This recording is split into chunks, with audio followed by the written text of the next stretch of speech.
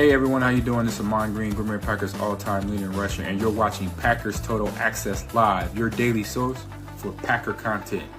Go Pack, go!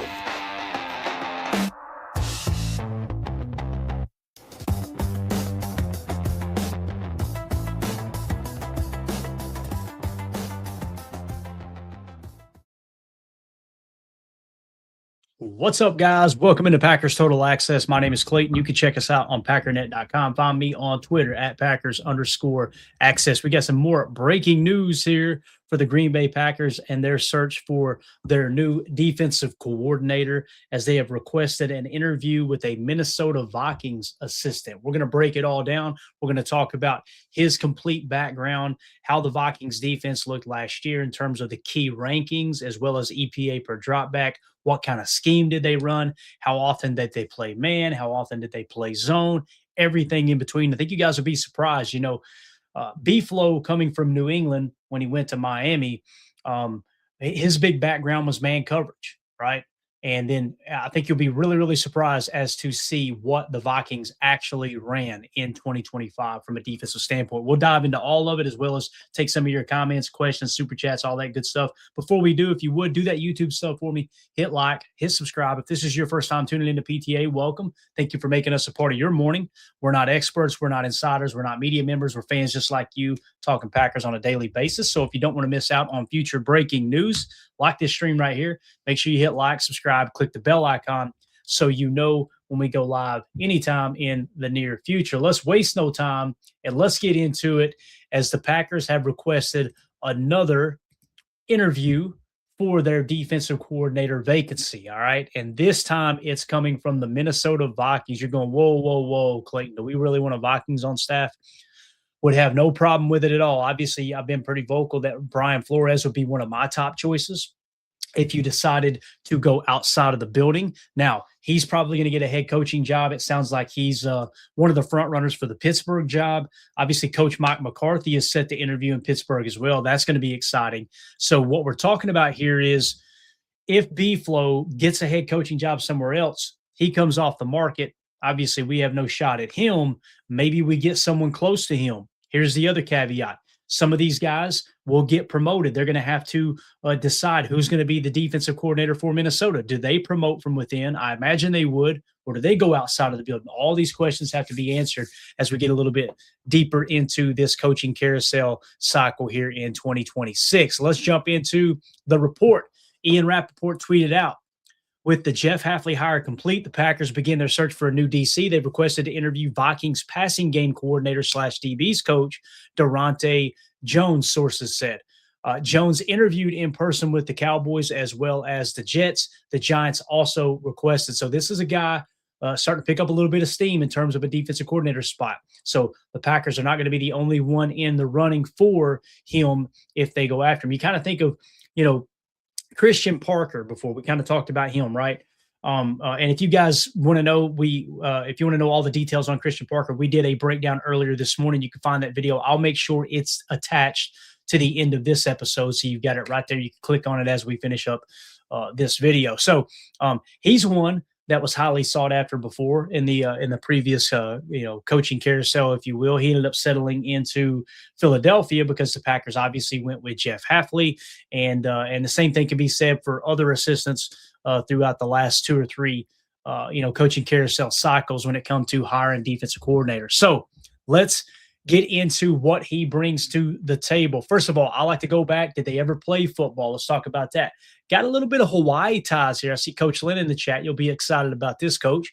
If you guys, I don't know if Coach wants me to talk about that or not. But anyway, I thought you'd be excited that he has a little bit of Hawaii ties. I believe he's got some Hawaii ties, if I remember correctly. But playing career, from 96 to 2000, Jones played college football as a cornerback before his career was cut short by injury. Okay, so that was from 96 to 2000. In 96, he played 1 season at Temple.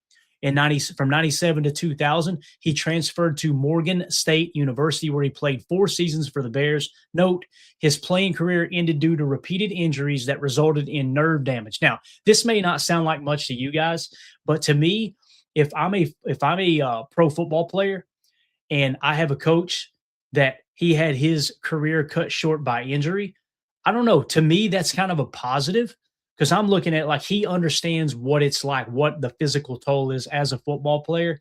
I think that little bit of connectivity matters as opposed to someone who never played the game or didn't play even at the college level, right? I don't know. Maybe I'm reading too much into this, but to me, it's definitely a pro as opposed to a con. You know, he's going to have the player's best interest at heart. He's not going to ask them to do anything that he wasn't willing to sacrifice his body to do. Granted, it wasn't at the NFL level, but still it matters, right?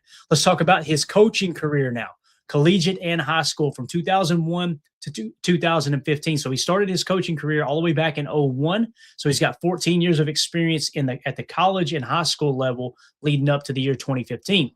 So he spent 15 years developing his defensive philosophy across various levels of football. Lenore Ryan in 2001, he began his coaching career as a graduate assistant. Then he goes in 2002 to Nichols State, served as the safeties coach there. Then he moves on to Franklin High School in Jeanerette, if I'm saying that right, high school from 03 to 04. He served as the defensive coordinator for two Louisiana high schools there. Then he goes on to Bowie State from 05 to 2009, assistant head coach and defensive coordinator there. In 2009, his unit ranked number 1 in Division II total defense. This is a guy who's busted his ass in the lower ranks and worked him way up the coaching ladder. This is really cool. UCLA in 2010, he served as a graduate assistant working with cornerbacks. Then he went on to a little bit of pro football, not the NFL, but the Montreal Alouettes in 2011. He was a defensive backs coach there in the CFL. Now he comes back to college, and here's the ties, coach.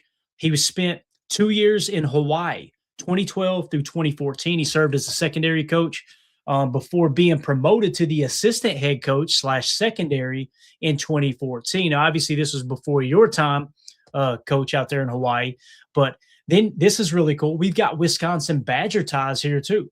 He went from Hawaii in 2014 to the Wisconsin Badgers in 2015. He was the defensive backs coach under Dave Aranda. His unit led the nation by allowing only 7 passing touchdowns all season long. So had a lot of success as the defensive backs coach there under Coach Aranda in Wisconsin in 2015. Now, let's move it on down the line here. Coaching career, NFL and LSU. So this is from 2016 to the present date. Since entering the NFL, Jones has been recognized for his work with elite secondaries and his, quote, mastermind approach to passing game schemes. He was with the Miami Dolphins in 2016 and 2017, assistant defensive backs coach there, helped the safety Rashad Jones earn a Pro Bowl nod in 2017. He went on to the Cincinnati Bengals in 18 and 19. He was the secondary / cornerbacks coach. Then in 2020, he went to the Minnesota Vikings, where he was the defensive backs coach in his first stint with the team under Mike Zimmer. So he was there with Mike Zimmer. Mike Zimmer obviously gets canned. So now he goes back to college at LSU in 2021. He returned to college as the defensive coordinator for the LSU Tigers. Now, in 2022, gets promoted back to the NFL, all right, 2022 to the present date. He returned to Minnesota as the defensive backs coach in 2022 before being promoted to defensive pass game coordinator in 2023. All right, 2024 season, he helped the Vikings to a 14-3 record, leading the NFL in interceptions with 24 and total takeaways 33. What was a weak spot for the Packers this year? Takeaways, right? So you're seeing multiple candidates. Like I want to say Christian Parker in Philly, his crew, he's the passing game coordinator there. I think they were 11th in takeaways. You guys can go back and watch the video and get confirmation on that. And then obviously in 2024, they're now seeking here with the passing game coordinator with Minnesota, who led the NFL in interceptions and total takeaways there last year. Not this most recent season, but the year before. Those total takeaways of 33 is huge. 2025 season, his unit finished near the top of the league in pass defense, allowing only 1 passing touchdown in the final 8 games of the season. So let's look at those rankings specifically, all right? The Minnesota Vikings defensive rankings, just like we did with the Philadelphia Eagles, because obviously Christian Parker being a part of their coaching staff that we are requesting an interview with there as well. So Minnesota finished 7th in scoring defense, points per play allowed at 0.325. Notice the last 3 games, guys. And listen, I know they played the Packers who were banged up and we were sitting the starters, but .160 coming down the stretch is really, really impressive, to be honest with you. So again, they finished 7th in scoring defense points per play. Let's go to total defense, yards per play allowed. They finished 3rd in the league. Minnesota did. So when I was talking about the top 3 defenses, Seattle, Denver, and Houston, Minnesota actually tied Houston for the number 3 spot at only 4.7 yards per play allowed. That's really, really impressive there. So again, a top 3 total defense yards per play allowed. Next on the list, you've got passing defense, yards per pass attempt allowed. That's 7th best in the league. Okay, as Stephanie says, this guy's pretty impressive. Really is, right? Like, you're talking about a guy who's worked his way up from the bottom, and then you see his unit has excelled at multiple stops, takeaways, a couple years ago, and now this most recent year as the passing game coordinator, his passing defense tied for 3rd best. We look at Houston's defense, and we hold them up here, just like Seattle and Denver, right? Well, why don't we think of Minnesota that way? Well, because they finished the season, not making the playoffs. They're not in the limelight, right? So again, when you look at the total defensive yards per play allowed, Minnesota tied for 3rd with Houston. Now you look at the passing defense yards per pass attempt allowed, Minnesota's tied for 7th with New England, who New England is in the AFC Championship. I was watching the Patriots Unfiltered postgame show just before I went live for the morning stream, and they were talking about where the hell this defense come from. We didn't expect them to be this good, right? Well, Minnesota right there with New England in terms of their pass defense. Really, really cool. 6 yards per pass attempt allowed is where Minnesota tied New England there in the 7th spot. Now, and again, comparatively speaking, I should be doing this. I'll go back and tell you where Green Bay ranked, okay? We'll go back to that in just a second. We'll kind of wrap up with that, if you will. Rush defense, the Minnesota Vikings finished tied for 6th in yards per carry allowed. And again, I know he's a passing game coordinator. We talked about it earlier with Christian Parker, and you're seeing a theme here, are you not, guys?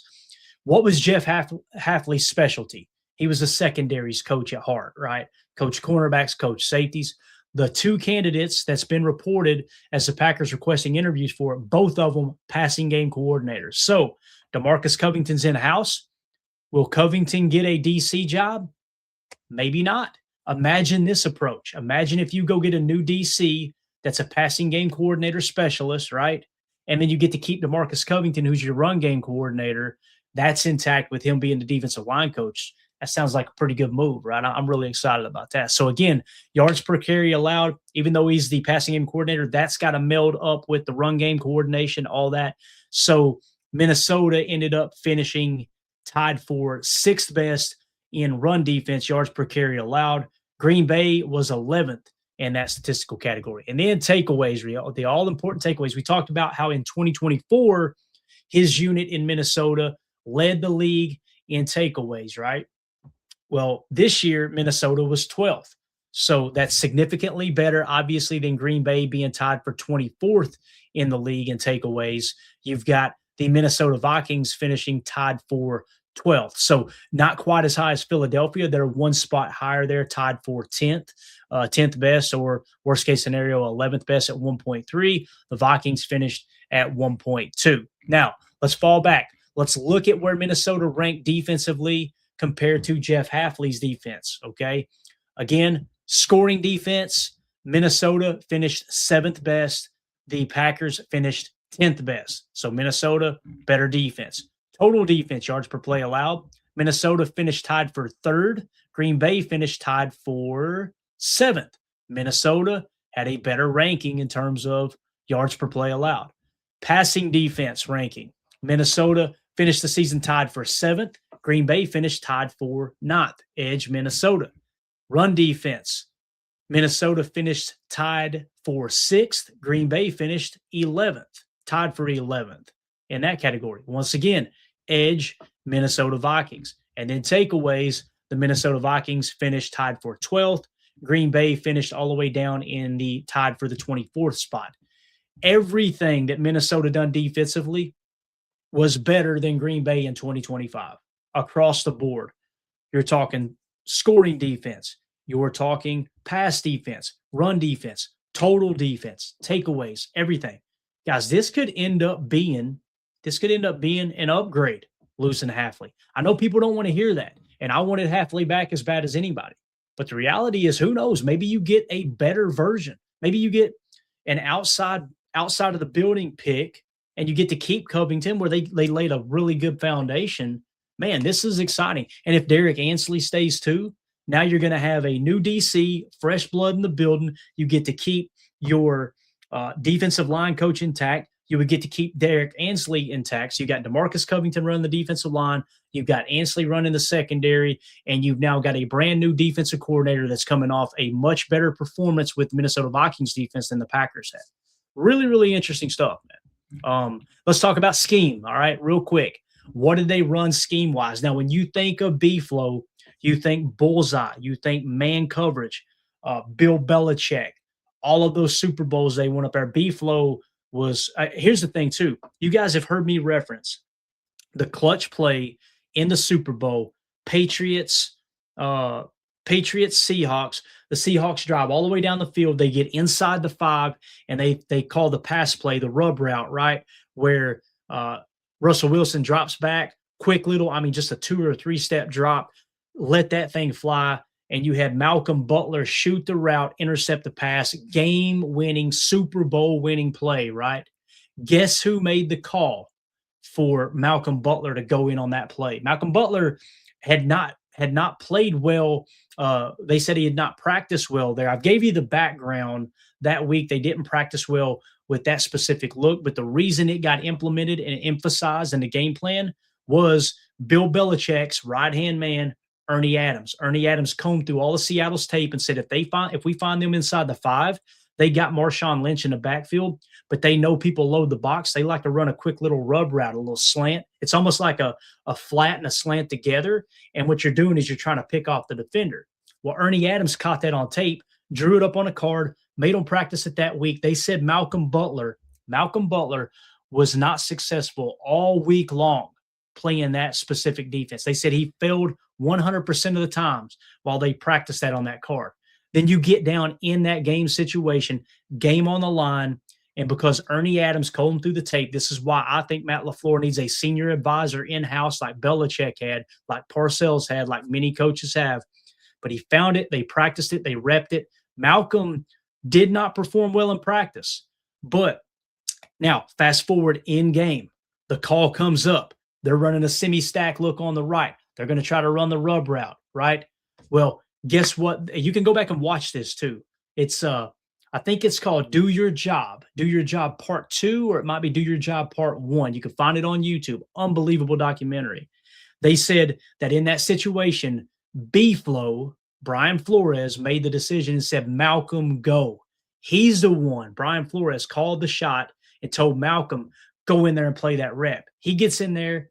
I want to say it's Browner or Logan, one of those 2 DBs. When they got to the line, they recognized that he's the bigger, more physical corner. He said, let me jam and you shoot your shot. So they switch on the fly. I think it was Browner. It might have been Logan. You guys look that up, whichever corner it was. Jams the receiver, cuts it off. Malcolm Butler shoots his shot, picks it off. Super Bowl winning play because B-Flow called in Malcolm Butler to go make the play when he had 0% success rate all week long on a play that Ernie Adams combed through the tape all week long and found they may try to run this. Belichick putting all those people in place. That's the difference between winning a Super Bowl and not winning a Super Bowl. So this guy, the reason I mention all that, Brian Flores' brilliance in that moment with the game on the line to call for Malcolm Butler to go in, this is the guy that B-Flow handpicked to be his passing game coordinator. I paused for dramatic effect. I'm getting excited, guys. Like this guy, and listen, Christian Parker's a great candidate as well. This dude, I think I'm way more excited about. Like, yeah, this is sounding good. So what do they do? I say all that. Boy, that was a tangent, wasn't it? I got way too excited. I apologize. Gotta love football, man. I love football. So B-Flow was known for being aggressive man coverage blitzing, right? Check this out. If you don't adapt, you will die. That's Moneyball 101, right? The Vikings finished the season with the tied for second best in EPA per dropback in terms of passing defense. What did they call this year, guys? So notice this. They called zero man coverage, zero blitz, all-out blitz man coverage 8% of the time, okay? That was tied for the most in the league, but it's only 8% of what they called. So what did he run predominantly? Predominantly, he played cover 2 zone defense. Now, let's see what the Packers called this year. How much cover 2 did we call? Only 18% to their 28%. So they played a ton of cover 2 this year, all right? Now, what did they play second most? 22% of the defensive snaps, they played middle field close, cover 3. Again, cover 2 being middle field open, cover 3 middle field close. That's a good balance. 28% of the time cover 2, 22% of the time cover 3. And then after that, it's cover 4, little quarters look, whether it's match or not, quarters look. And then 12% of the time cover 6. I say that because when you look at the amount of man coverage that B-Flow actually played, and obviously passing game coordinator candidate here we're talking about, when you look at what they actually called, they only played man coverage 19% of the time, 19% of their defensive snaps. They were in zone or zone match the rest of the time. I mean, you're talking about what, 81% of the snaps? Is my math right there? I think it is, right? Yeah, 16, 19. Yeah. So you've got 28% cover 2, 22% cover 3, 13% cover 4, and 12% cover 6, which is a hybrid version, a mix of cover 4 and cover 2. Quarter, half, quarter. One side of the field's cover 2, the other side's cover 4. Probably match principles involved there, which is man coverage technique that you teach, right? I don't know, man. This is exciting. This is really, I mean, I'm getting just as excited about this interview as I am if they were to go try to poach a Texans guy or a Seahawks guy, right? This is good stuff. So I'm excited to see how this pans out. And again, we're not going to be the only team that goes after this candidate. So we got to keep our eyes to the street here, our ears to the street, I should say. And we'll be bringing you all the information as other interviews may unfold here. But again, the news from Ian Rappaport with Jeff Hafley obviously getting the job with the Vikings, that the Packers begin their search for a new DC. They requested to interview Vikings passing game coordinator, DB's coach, Daronte Jones. Okay. Now keep in mind, Cowboys, Jets, Giants also requested. So going to be multiple teams looking to bring him in as a defensive coordinator. So get him in-house. If he crushes the interview, throw him the checkbook. Take him upstairs to 1919 Kitchen and Tap. Get him the elk stroganoff. Get him a cold beer, Wisconsin style. Don't let him leave the building. Right. I'm really excited about this candidate here, guys. Again, remember the name Daronte Jones. Whether the Packers get him or not, we'll kind of be keeping up with him in the years to come. Right. Wherever he does go, did he actually have success? Right. We've talked about Christian Parker. He didn't get a DC job.